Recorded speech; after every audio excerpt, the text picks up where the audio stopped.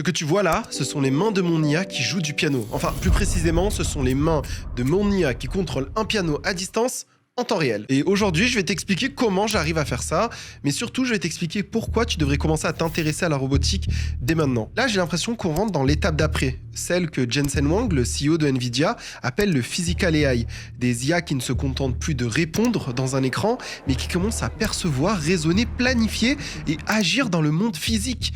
Et ça, pour moi, ça change absolument tout. Parce que le software, je vais pas te dire que c'est devenu simple, mais presque. Et c'est bizarre à dire, parce que j'ai jamais été aussi content de savoir coder qu'aujourd'hui. Mais justement, maintenant que l'IA m'aide à construire des projets beaucoup plus vite, et parfois aussi beaucoup mieux, ça fait des mois que je me renseigne de plus en plus sur la robotique, les projets open source, les kits, les boîtes qui se lancent, les gens qui impriment des pièces chez eux, et à un moment je me suis dit stop, faut que je m'y mette quoi. Et juste, si je me lance maintenant dans la robotique, c'est vraiment pas un hasard. C'est parce que à l'heure où tu écoutes cette vidéo, il y a 3 choses qui convergent au même moment.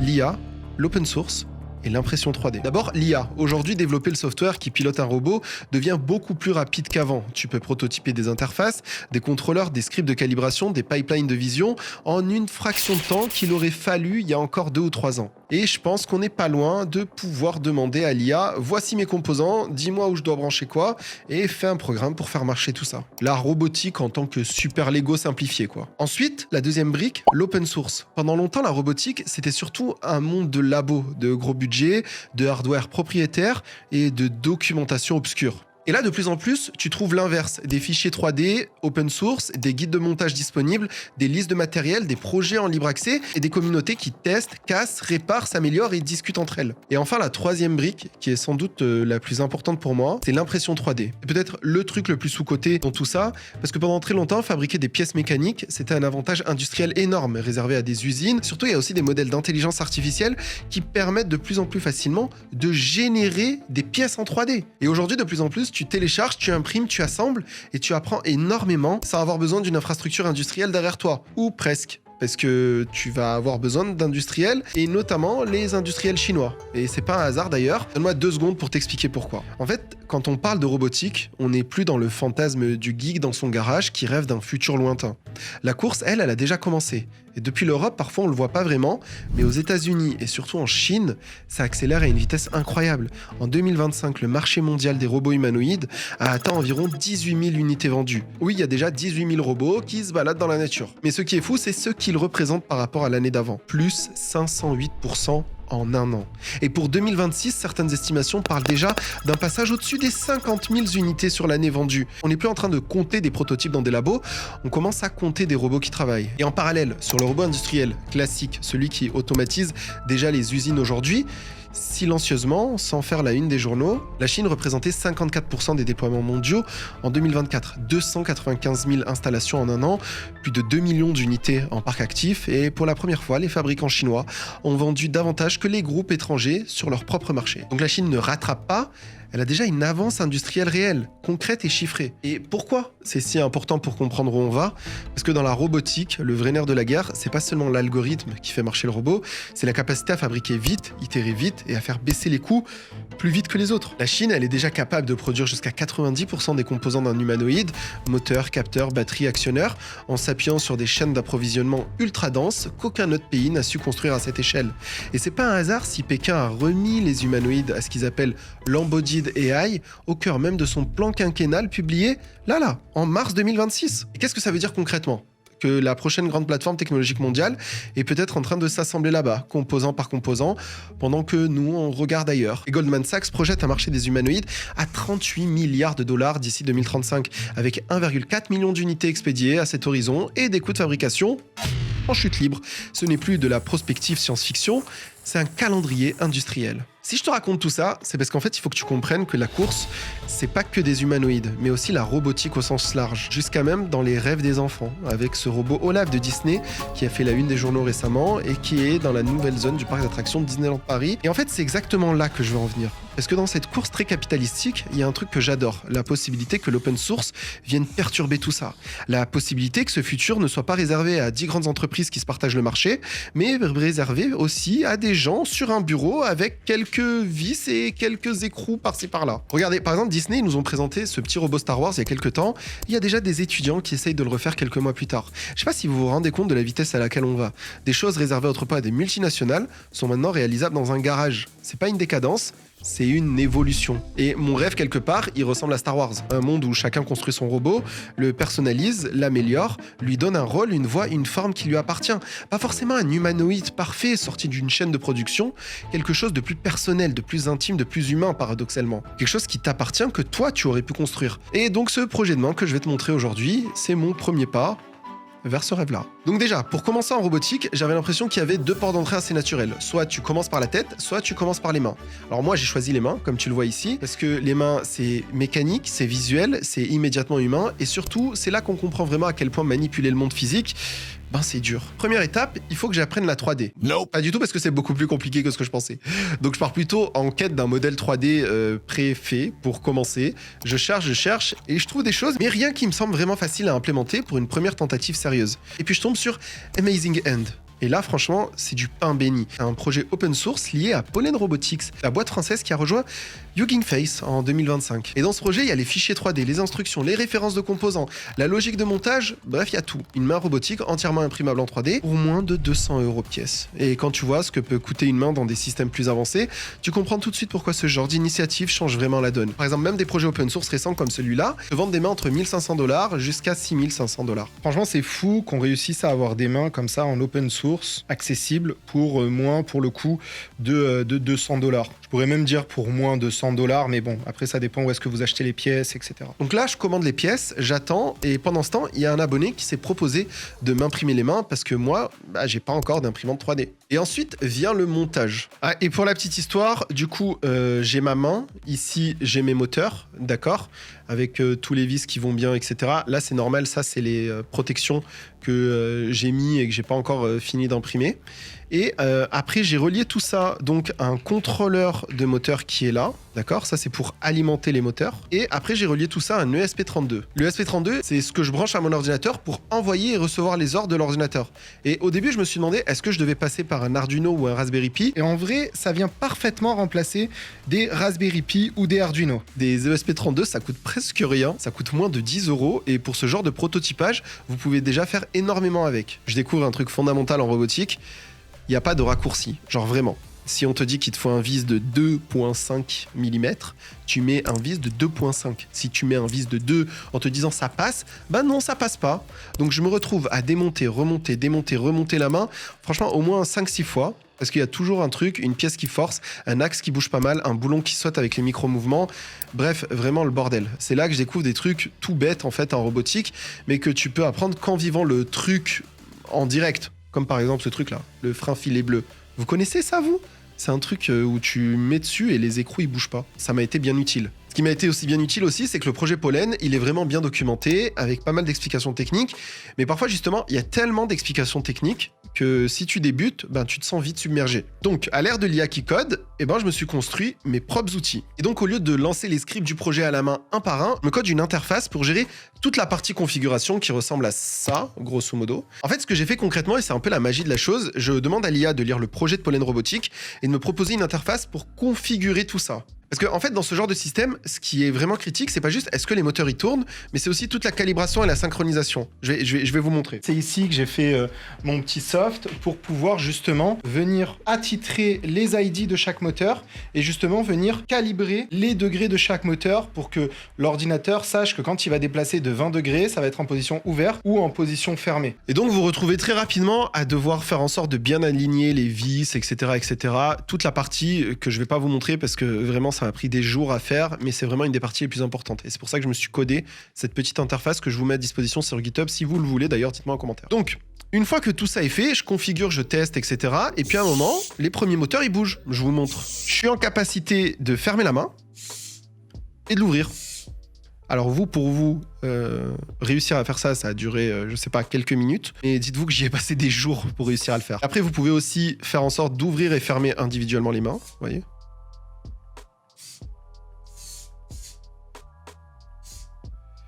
Et une fois que vous arrivez à faire ça, vous avez déjà les premières briques de votre main. C'est-à-dire que vous avez une interface en Python qui va contrôler votre moteur.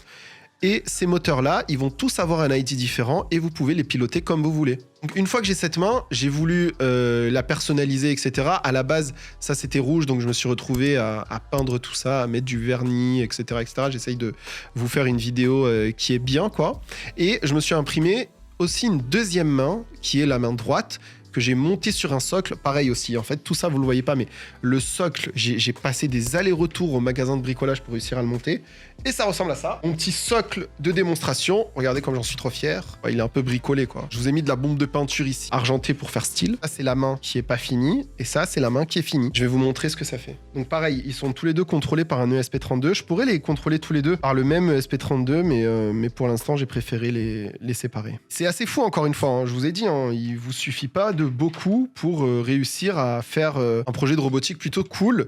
Parce qu'une fois la main qui fonctionne, je vais savoir jusqu'où je peux aller dans l'imitation du mouvement humain. Donc je connecte le système à un système de hand tracking qui est inclus dans le projet MediaPipe. D'ailleurs, si vous ne connaissez pas MediaPipe, je vous recommande de vous renseigner dessus. En fait, c'est un projet qui vous permet de détecter la bouche, les yeux, le regard, les mains, etc., etc. Et vous pouvez construire énormément de choses avec. Et donc, à partir des coordonnées de mes mains, est-ce que je peux réussir à faire bouger ma main robotique? Et la réponse est oui. Là, regardez, j'ouvre, je ferme, j'ouvre, je ferme.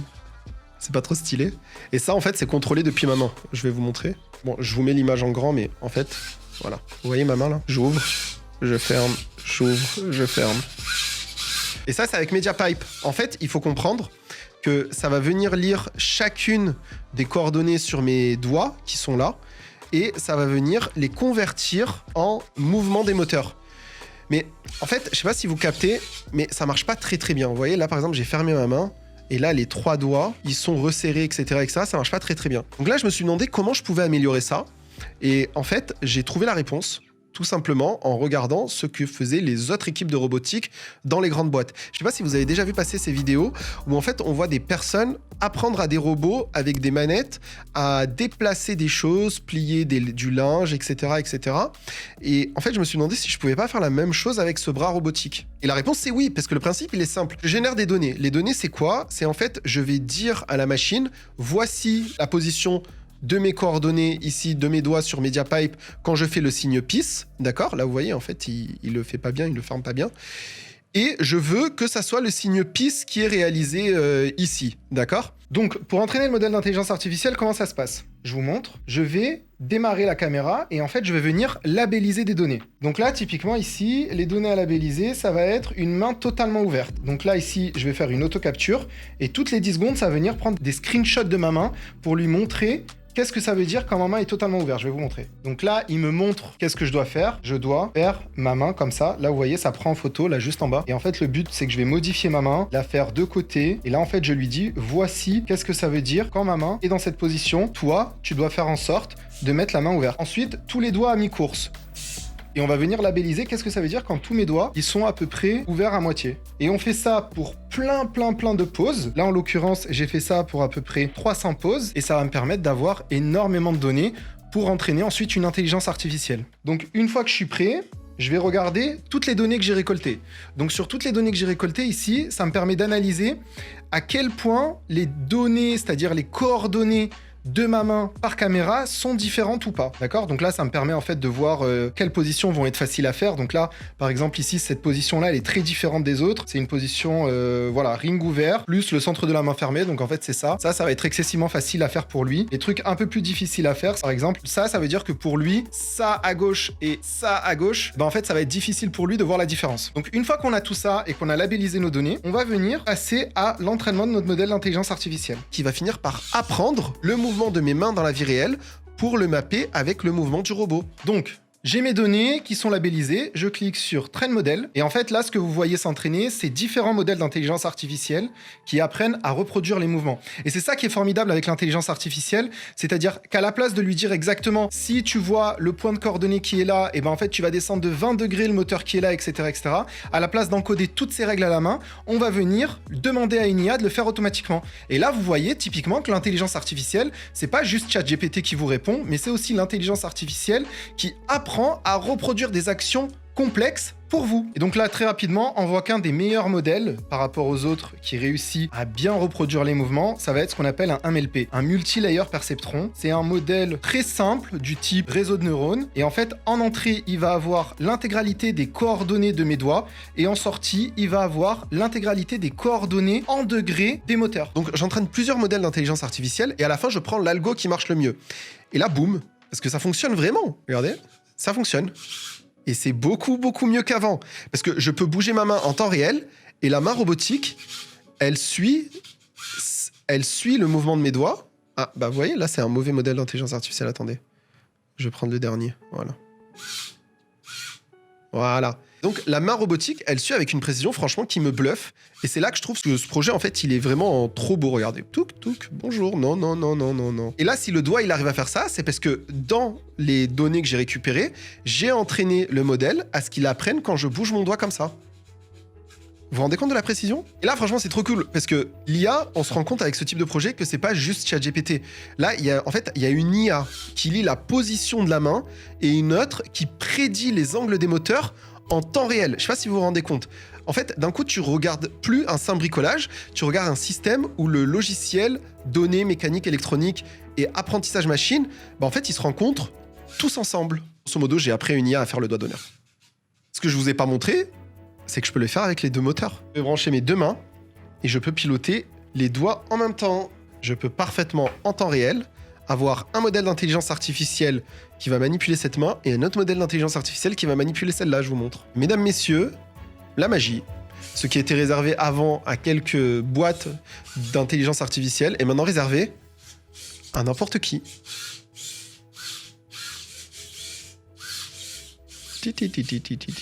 Regardez. Peace. Ah là, vous voyez que c'est deux modèles d'intelligence artificielle différents. Vous voyez, lui, il réussit pas, et lui, ici, réussit. Je pense que lui, c'est celui qui est le dernier. Ouais, lui, c'est le V2. Regardez, si je le branche sur l'autre modèle, le même que l'autre, d'un coup, il va réussir. Vous avez vu? C'est incroyable! Bon, après ça, j'ai forcément envie d'aller plus loin. Donc, je commence déjà à penser au poignet qui est là, à plus de degrés de liberté, à la tête, à des agents conversationnels qui pilotent des actions physiques. Et là, je me pose une question toute simple. Si je branche une IA conversationnelle là-dessus et que je lui donne accès à un objet, qu'est-ce qui se passe? Par exemple, un piano. Si je dis à ses mains de jouer là-dessus, est-ce que l'IA elle sera en mesure de jouer avec ses mains robotiques sur un piano? Alors, pour le test, j'ai branché Gemini en vocal et je peux lui parler, lui demander de jouer des notes. Donc là, par exemple, je vais lui dire... Tu as accès à... donc là, il y a 3 doigts en haut, 3 doigts ici. Tu as accès à 6 touches. Et donc, compose-moi des trucs à partir de ces 6 touches. Donc, ça ressemble à ça. Ok, Gemini, joue un petit air romantique. Pour un air romantique,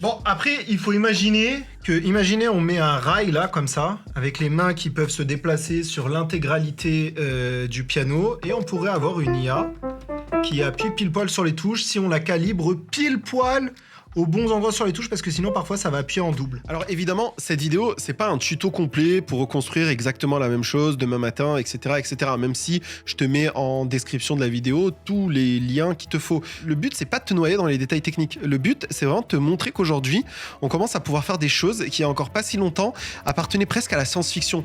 Et surtout, le but, c'est peut-être de donner envie, tout simplement. Envie d'essayer, envie de creuser, envie de comprendre, ou juste d'être un peu plus curieux sur le monde qui arrive. Depuis le début de ma chaîne YouTube, c'est toujours ce que j'ai essayé de faire, essayer de comprendre les technologies qui émergent et essayer de les expliquer ou du moins de donner envie de les découvrir. Parce que franchement, je pense qu'on est au tout début d'un truc immense. Et maintenant que j'ai ces mains et d'autres parties du robot qui arrivent d'ailleurs, bah franchement, j'ai déjà beaucoup trop d'idées pour la suite. Et si cet arc robotique sur la chaîne te chauffe, ben dis-le moi en commentaire, partage, like, etc. Merci du soutien. Parce que c'est comme ça que la chaîne YouTube, elle continuera de fonctionner et que moi, je pourrai toujours te proposer des projets plus what the fuck. Parce que là, pour le coup, je fais que commencer.